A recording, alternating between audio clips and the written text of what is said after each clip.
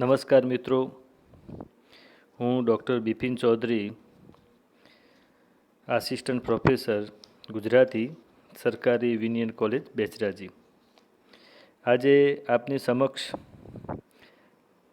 ગુજરાતી સાહિત્યના, અર્વાચીન સાહિત્યના એક મહત્ત્વના યુગ, ગાંધી યુગના પ્રેરક બળો અને લક્ષણોની વાત મારે તમારી સમક્ષ આજે મૂકવી છે. ગાંધી યુગ નામ પ્રમાણે જ જે સમયગાળા દરમિયાન સૌથી વિશેષ જેની અસર રહે છે, પ્રભાવ રહ્યો છે, એવા મહાત્મા ગાંધીના નામથી ગાંધી યુગ તરીકે એ ઓળખાય છે. એ જ રીતે એને મોહન યુગ પણ કહેવામાં આવે છે. કનૈયાલાલ મુનશીનો પ્રભાવ પણ રહ્યો છે, એટલે એ સમયગાળાને ઘણા મુનશી યુગ તરીકે પણ ઓળખાવે. તો આ રીતે મોહન યુગ, મુનશી યુગ અને ગાંધી યુગ, પણ વિશેષ જે પ્રચલિત છે નામ એનું, એ ગાંધી યુગ તરીકે જ પ્રચલિત છે. 1915થી 1947નો જે સમયગાળો છે, એ સમયગાળો સાહિત્યના ઇતિહાસમાં, ખાસ કરીને ગુજરાતી સાહિત્યના ઇતિહાસમાં, એ ગાંધી યુગ તરીકે ઓળખાય છે. આ સમયગાળા વિશે વિજયરાય ક વૈદ્ય એવું નોંધે કે વાતચીતની ભાષામાં કહેવું હોય તો એમ કહેવાય કે નર્મદ યુગે મુખ્યત્વે ફરતું જોયું, ગોવર્ધન યુગે ફરતું જોયું તેમ ઊંચું અને પાછું જોયું, મોહન યુગે સૌથી વધારે ફરતું જોયું, સીધું પણ જોયું, પાછું તો આ બંને નજરોને સંસ્કારવા જ જોયું, અને ઊંચું જોયું તો આ ત્રણેયના અવિરોધે જોવાય એટલું જોયું. આમ કહી અને ગાંધી યુગની જે વિશેષતાઓ છે એને એ વખાણે છે, એના પ્રેરક બળોને પણ આપણી સમક્ષ મૂકે છે. આ સમયગાળા દરમિયાન જે ઘટનાઓ બને છે એ ફક્ત ગુજરાત કે ભારત નહીં, પણ વિશ્વવ્યાપી જાગૃતિ અને વ્યાપક હલચલની ઘટનાઓ છે. 2 વિશ્વયુદ્ધો અને ભારતની આઝાદી અને એ માટેની ચળવળ એ આ સમયગાળા દરમિયાન થયેલી છે. એટલે એની પ્રત્યક્ષ કે પરોક્ષ અસર આ આપણા સાહિત્ય ઉપર, ગુજરાતી સાહિત્ય અને ભારતીય સાહિત્ય ઉપર પણ થાય છે. 1915માં મહાત્મા ગાંધી દક્ષિણ આફ્રિકાથી પરત ફરે છે, અને એ સમયે પહેલાં 1914ની વાત કરીએ તો પ્રથમ વિશ્વયુદ્ધની શરૂઆત થઈ ગઈ હોય છે. બંગભંગની ઘટના બની છે. સ્વદેશીની અહીં હિલચાલ થઈ છે. લાલ, બાલ અને પાલની ત્રિપુટી દ્વારા રાષ્ટ્રીય અસ્મિતાનો ઉદ્ઘોષ પણ શરૂ થયો છે, અને એવા સમયગાળાએ મહાત્મા ગાંધીનું આગમન થાય છે. ગુજરાતી સાહિત્યમાં અને ગુજરાતમાં આપણે વાત કરીએ તો એ સમયગાળા દરમિયાન પંડિત યુગ 16 કળાએ પ્રવર્તમાન હતો. રમણભાઈ નીલકંઠ, મણિલાલ નભુભાઈ, આનંદશંકર ધ્રુવ જેવા સાક્ષરો સમાજ અને સાહિત્યના પ્રશ્નોની ગંભીરતાપૂર્વક ચર્ચા ચલાવતા હતા.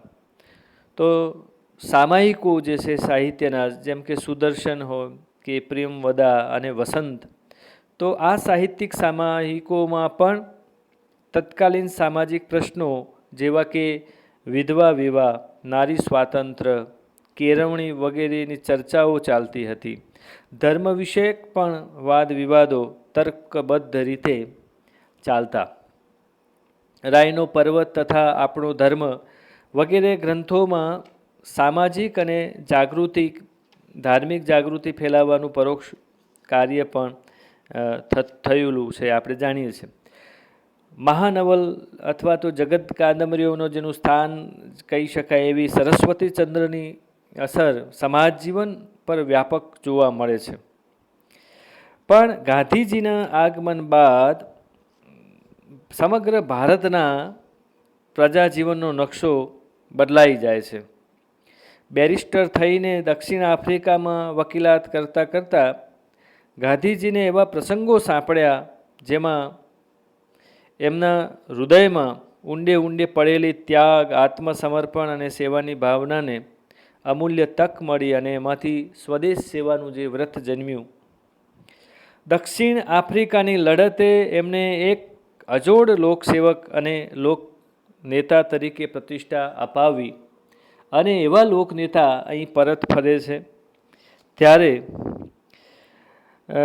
ગોપાલકૃષ્ણ ગોખલે અને લોકમાન્ય તિલક એ બંને નેતાઓ અને એમના અનુયાયીઓ પણ એ ગાંધીજીને આવકારે છે અને ગોખલેની ગુરુ આજ્ઞાને માથે ચડાવીને મહાત્મા ગાંધી પણ હિન્દુસ્તાનની યાત્રા શરૂ કરે છે અને સમગ્ર ભારતના જનગણ મન ઉપર એ છવાઈ જાય છે. ગાંધીજી 1915માં સત્યાગ્રહની આશ્રમની અમદાવાદમાં સ્થાપના કરે છે. એમની આ પ્રવૃત્તિઓ ગાંધી જીવનના અભ્યાસી પ્રોફેસર ચીના પટેલ નોંધે છે કે દક્ષિણ આફ્રિકામાં ગાંધીજીએ હિન્દી કોમની સુધારણા માટે અનેક પ્રવૃત્તિઓ કરી. આહારના, ઉપચારના, કેળવણીના અનેક પ્રયોગો કર્યા. તપસ્વ જીવનની ઉગ્રતા પણ અપનાવી. એમાં કુટુંબ, અંતેવાસીઓ અને પોતે પણ તવાયા. છેવટે 1915માં દક્ષિણ આફ્રિકાની લડતના વિજયી સેનાની તરીકે પોતાના જીવન કાર્યના સ્પષ્ટ નકશા સાથે તેઓ ભારત આવ્યા અને આ રીતે સત્યાગ્રહ આશ્રમ અને એના પછી એમનું જે લડત છે દેશવ્યાપી શરૂ થાય છે. ધીમે ધીમે 1919માં જલિયાવાલા બાગનો હત્યાકાંડ થયો પંજાબમાં અને આખા દેશમાં હાહાકાર મચી જાય છે. લડત તેજ બને છે. ધીમે 1920ની અંદર અસહકારનું આંદોલન શરૂ થયું. એ સમયગાળામાં ગુજરાત વિદ્યાપીઠની સ્થાપના થઈ અને સ્વદેશીની હિલચાલ પૂરજોશમાં ઉપડી. બારડોલીનો સત્યાગ્રહ પણ શરૂ થયો. તો આ રીતે ગાંધી યુગના આગમન પહેલાં જેમ આ દેશમાં સ્વરાજ માટેની પૂર્વ ભૂમિકા સ્થપાઈ ચૂકી હતી અને એમાં મહાત્મા ગાંધીના આગમનથી ગતિ મળે છે. ગુજરાતી સાહિત્ય ક્ષેત્રે પંડિત યુગ ચાલતો હતો.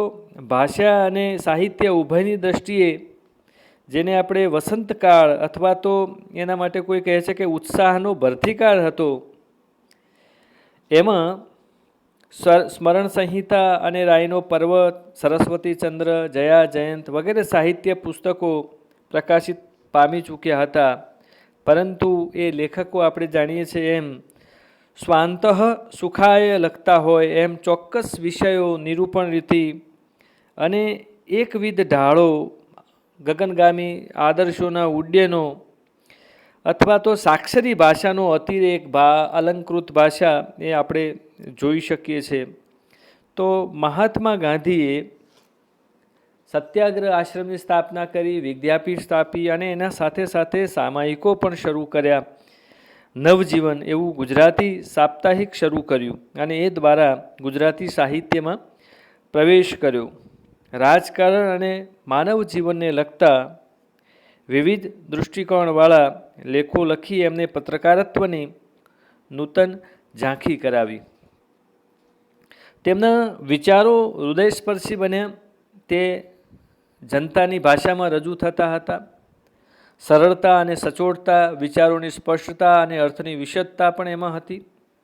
કલાકારને ઉચિત વાણીનો સંયમ પણ એમાં ભળ્યો અને પોતાની વર્ગ સુધી પહોંચાડવાની હતી એ સમાજના નીચેનો વર્ગ પણ સમજી શકે તે પૂરતી એમના લખાણોમાં સાદગી અને સરળતા છતાં ગંભીરતા અને નિખાલસતા, સચ્ચાઈ અને નિડરતા અને આત્મશ્રદ્ધાનો રણકો આપણે એમાં જોઈ શકીએ છીએ. અને આ રીતે એક સંસ્કાર પુરુષ તરીકે ગાંધીજીનું પ્રદાન ગુજરાતી ભાષામાં થવા લાગ્યું. ગુજરાત વિદ્યાપીઠની સ્થાપના થઈ અને એ પણ સાહિત્યમાં ચિરંજીવી છાપ મૂકે છે. ઝવેરચંદ મેઘાણી, સુંદરમ, ઉમાશંકર જોશી, સ્નેહરશ્મિ, ધૂમકેતુ, રમણભાઈ દેસાઈ, ચંદ્રવદન મહેતા, કાકા સાહેબ કાલેલકર, કિશોરલાલ મશરૂવાળા, રામનારાયણ વી પાઠક, મગનભાઈ દેસાઈ, નરહરી પરીખ, મહાદેવભાઈ દેસાઈ, નગીનદાસ પારેખ, કેટલા નામ આપણે ગણાવીએ, કેટલા બધા જે સાહિત્યના સમર્થ સર્જકો જેને કહીએ એવા લલિત તેમજ લલિતેતર સાહિત્ય સર્જનની ઉપાસનાનું કામ પણ ત્યાં કરવા લાગ્યા. એ રીતે સંશોધન અને સંપાદન, ભાષાંતર એવી પ્રવૃત્તિ પણ થવા લાગી. ગુજરાત વિદ્યાપીઠની જે તાલીમ શાળાઓ હતી એ પણ આ દિશામાં, શિક્ષણ અને વિચારની દિશામાં બહુ ઉમદા કામ કરે છે. સરસ્વતી ચંદ્ર પછી સત્યના પ્રયોગો એ ગુજરાતી સાહિત્યમાં જ નહીં પણ જગત સાહિત્યમાં પણ પોતાની એક આગવી ઓળખ ઊભી કરી. એ જ રીતે જોડણીના ક્ષેત્રે પણ લિખિત સાહિત્યમાં જે અવ્યવસ્થા હતી એ દૂર કરવા જોડણી કોષનું ભગીરથ કાર્ય પણ એ સમયગાળા દરમિયાન સાહિત્યમાં ઉપાડવામાં આવ્યું.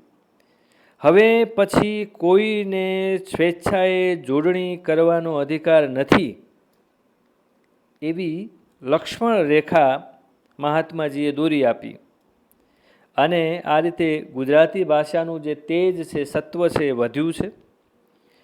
અને એ રીતે મહાત્માજી પોતે એક ભાષા ભક્ત ઠરે છે. બીજું કે એ સમયગાળા દરમિયાન અસહકારનું આંદોલન આપણે જોઈ વાત, સત્યાગ્રહની લડત દેશવ્યાપી બને છે. 1930માં મીઠાના કાયદાના સવિનય કાનૂન ભંગ અર્થે ઐતિહાસિક દાંડી કૂચનો કાર્યક્રમ યોજાય છે.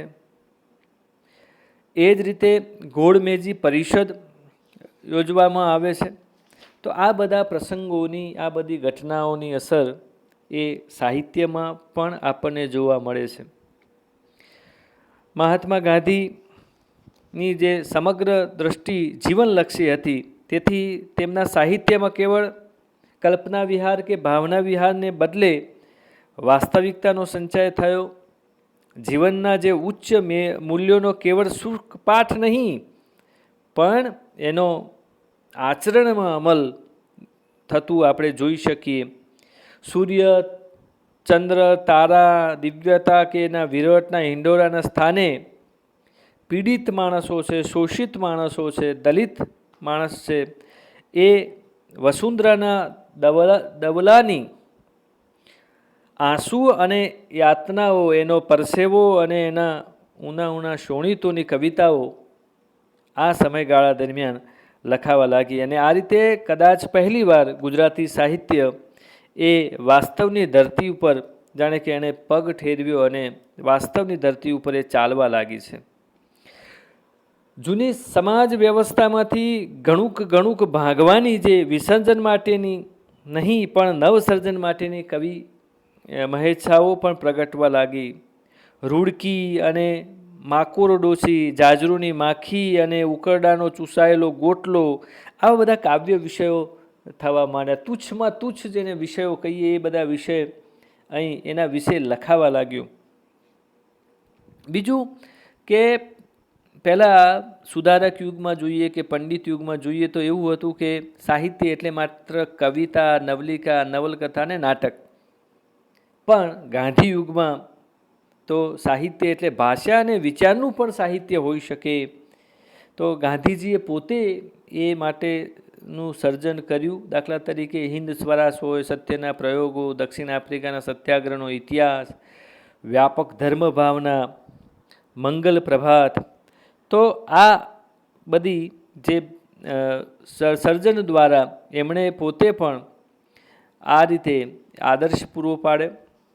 સાહિત્યકાર ગણવા વિશે પણ પ્રારંભમાં તો ઘણો અવઢવ અનુભવે છે, પરંતુ એ પોતે એ રીતે જીવનલક્ષી સાહિત્યકાર અને એક સારા પત્રકાર તરીકે મહાત્માજી પ્રસિદ્ધ થયા. એ જ રીતે સાહિત્યમાં જે પાત્રો છે એ ભદ્ર વર્ગના પાત્રોની જગ્યાએ હવે સામાન્ય વર્ગના પાત્રો પણ આવવા લાગ્યા. એમાં ભૈયા દાદા પણ આવવા લાગ્યા. ગોવિંદના ખેતરની વાત આવી. ખેમી અને માલાવેજાના ખોરડા સુધી આપણી જે ટૂંકી વાર્તા અથવા તો કથાઓ ઘૂમી વળી. અશ્વિનના ગામડાની ગ્રામ્યલક્ષી પણ અવતરતી આપણે જોઈ શકીએ છીએ. મંડળી મળવાથી થતા લાભ અને નારી પ્રતિષ્ઠાના નિબંધોનું ચિંતન આપણે અહીં જોઈશું તો પ્રવાહ એનો બદલાય છે. વ્યાપક ધર્મ ભાવના છે કે સમૂળી ક્રાંતિ અને એ રીતે વિસ્તર્યું છે.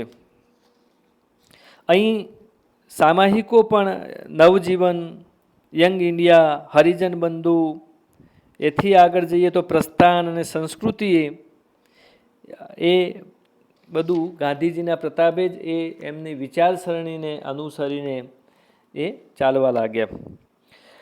સાથે દેશવ્યાપી આંદોલનો તેજ બનવા લાગ્યા. સાહિત્યમાં આપણે જોયું કે રીતે નક્કર વાસ્તવિકતા આવી. દીન દલિત પીડિત શોષિત પ્રજા પણ સાહિત્યમાં આવી. આમ જનતાનો સંપર્ક વધ્યો અને આમ જનતાની વાણીમાં વિચારોની રજૂઆત થવા લાગી. જે આપણે પંડિત યુગમાં જોઈશું તો આપણને એ એટલા અંશે જોવા નહીં મળે, એટલા અંશે અહીં ગાંધી યુગમાં જોવા મળે છે. બીજી બાજુ આપણે જાણીએ છીએ કે એ રીતે કમા મુનશી પણ નવલકથા ક્ષેત્રે પોતાની આગવી શૈલી, ખાસ કરીને એલેક્ઝાન્ડર ડુમાનીથી પ્રભાવિત થઈને અથવા તો ફ્લોબર્ટ જેવા સમર્થ વિદેશી સર્જકોની જે અસર હેઠળ આ સમય સર્જનાત્મક અથવા તો કથા સાહિત્ય એ લખે છે. અને સાહિત્ય પ્રત્યે જોવાનો જે દૃષ્ટિકોણ છે તો એમનો દૃષ્ટિકોણ આનંદલક્ષી દૃષ્ટિકોણ છે. કલા ખાતર કલાની વિચારસરણી પણ આપણને એ સમયગાળામાં જોવા મળે છે. મુનશીના સમર્થ સર્જન અને એવા જ એમના સમર્થ વ્યક્તિત્વના અને એમના વિચારોનો ઊંડો પ્રભાવ પણ એ સમયના સર્જનાત્મક સાહિત્ય ઉપર આપણે જોઈ શકીએ છીએ. અને અમે એ સમયગાળાને મુનશી યુગ પણ કહીએ છીએ. વિશ્વ કક્ષાએ જોઈએ તો બીજા વિશ્વયુદ્ધનો આરંભ થાય છે. મોટા મોટા રાષ્ટ્રો આર્થિક રીતે યુદ્ધના કારણે ખુવાર થાય છે. દુનિયાભરમાં મોંઘવારી માજા મૂકે છે. મોંઘવારીનો કપરો અનુભવ દરેક લોકોને આ સમયગાળા દરમિયાન થાય છે. રશિયામાં પણ ક્રાંતિની શરૂઆત થાય છે. સામ્યવાદી વિચારસરણીનો પ્રભાવ રશિયા અને બીજી બધી જગ્યાએ પસરે છે. ધીમે ધીમે કાર્લ માર્ક્સ, લેનિન અને એમના બધા વિચારો પસરે છે. તો એનો પ્રત્યક્ષ અને પરોક્ષ આ બંને અસરો આપણા સાહિત્ય ઉપર થાય છે.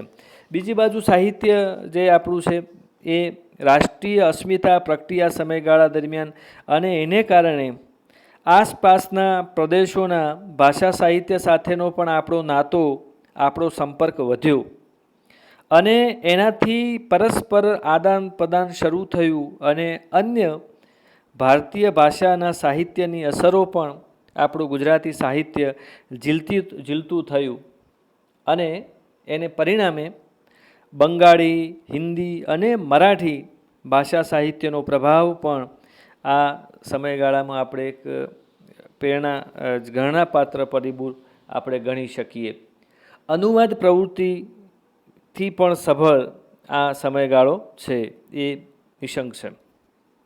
અહીંયા આપણે આ જોઈ શકશું કે એ સમયના નવજીવન, યંગ ઇન્ડિયા, હરિજન બંધુ આ બધા સામાયિકોનો મોટો ભાગ રહેલો છે એ સમયના જે ભાષાને ઘડવામાં અને લોકોને સાહિત્ય સુધી પહોંચાડવામાં અને સાહિત્ય સુધી આ સામાયિકો પહોંચે છે. એટલે કે ગામડું સાહિત્યમાં પહોંચે છે અને સાહિત્યમાં ગામડું આવે છે એવું પણ એક પ્રેરકબળ આપણે કહી શકીએ. ભાષા અને વિચારનું પણ સાહિત્યમાં સ્થાન આપણે મળે છે અને એક પ્રકારની સાહિત્યમાં આમ પ્રજા સમજી શકે. મહાત્માજીએ હાકલ કરી કે કોશીઓ પણ સમજી શકે એવી ભાષામાં સાહિત્ય રચવું. એમણે 1919માં નવજીવનના પ્રથમ અંક પ્રગતિ કરતી વખતે એમનો ઉદ્દેશ જે એ કહેલું, એમાં કહેલું કે નવજીવન, મારે તો ખેડૂતોના ઝૂંપડામાં અને વણકરોના ઘરોમાં પહોંચવું છે. મારે તેઓની ભાષામાં લખવું છે. ઘેર ઘેર સ્ત્રીઓ નવજીવન વાંચે એમ હું પ્રભુ પ્રત્યે માગીશ. નવજીવનમાં ક્યાંય વગર વિચાર્યું વાક્ય નહીં હોય, નકામું વિશેષણ નહીં હોય. ખરું જોતા સત્યને વિશેષણના શણગારની જરૂર નથી. શુદ્ધ હકીકતમાં જે કળા છે તે કળામાં વિશેષણોથી ખરડાયેલી હકીકતમાં નથી જ હોતી. તો આ જે એમના જે વિચારો છે ને એ પ્રમાણે એમના સાહિત્યોમાં પણ એની વ્યાપક અસર આપણને જોવા મળે છે.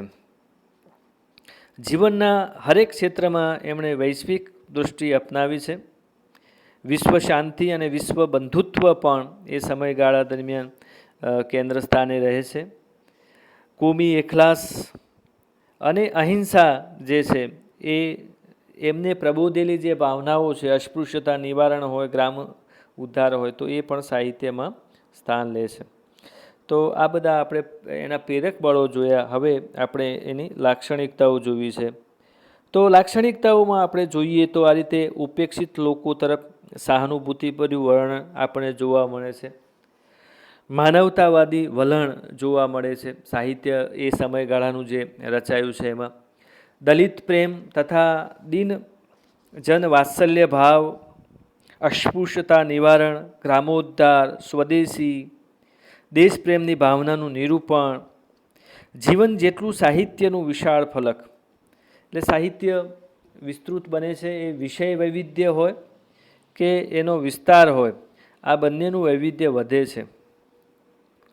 યુદ્ધ અને પરિણામે, બે વિશ્વયુદ્ધોને પરિણામે અને કેટલાય લોકો એ યુદ્ધોમાં મૃત્યુ પામ્યા છે. હિરોશીમા અને નાગાસાકી જેવા મોટા શહેરો અણુબોમ્બની ભયાનકતાને લીધે એ નાશ પામ્યા છે. એટલે વિશ્વ શાંતિ અને બંધુત્વનો જેવા ઉદાર ભાવો પણ સાહિત્યમાં આલેખવા લાગ્યા. જે તુચ્છ વિષયો છે આપણે આગળ જોયું કે ચૂસાયેલો ગોટલો હોય કે ઉકરડો હોય, તો એનું પણ સાહિત્યમાં સ્થાન મળવા લાગ્યું. ઉપેક્ષિત માનવો સાહિત્ય સૃષ્ટિમાં આવ્યા.